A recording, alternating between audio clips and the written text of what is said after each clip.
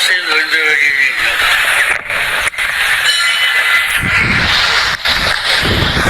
बंधू भगिनींनो, आज बऱ्याच दिवसातून मी सांगलीला आलोय.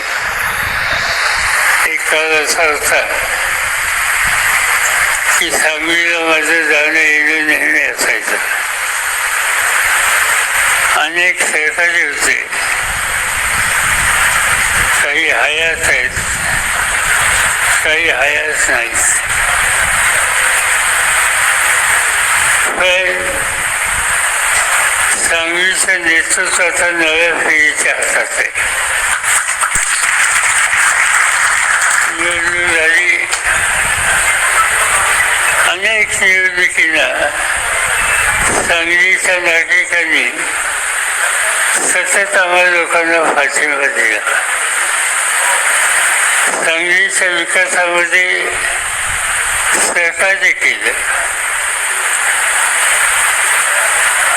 या ठिकाणची शेती संपन्न व्हावी यासाठी एकेकाळी नदीमध्ये बंधारे बांधायचं काम सांगलीपासून सुरू झालं. नंतरच्या काळामध्ये मालेगाव सहकारी साखर कारखाना असो, अन्य संस्था दूध संघासारख्या असो, या सगळ्यामध्ये सांगलीचा वाटा हा मोठा वाटा होता. सांगलीनं नेतृत्व सुद्धा केलं. मालेगावचे चेअरमनपदी चंद्ररावच्याकडे जबाबदारी होती. अनेकांनी त्यांना साथ दिली आणि या भागाच्या एकंदर शेती व्यवसायाच्या उद्योगाला हातभार लावण्याच्यासाठी सांगलीची मदत ही नेहमी राहिली आणि त्यामुळे सांगलीचा नावलौकिक हा सर्वत्र आपल्या भागामध्ये. लोकसभेची निवडणूक आली, याच्या आधी अनेक निवडणुकीला मी स्वतः उभा असेल.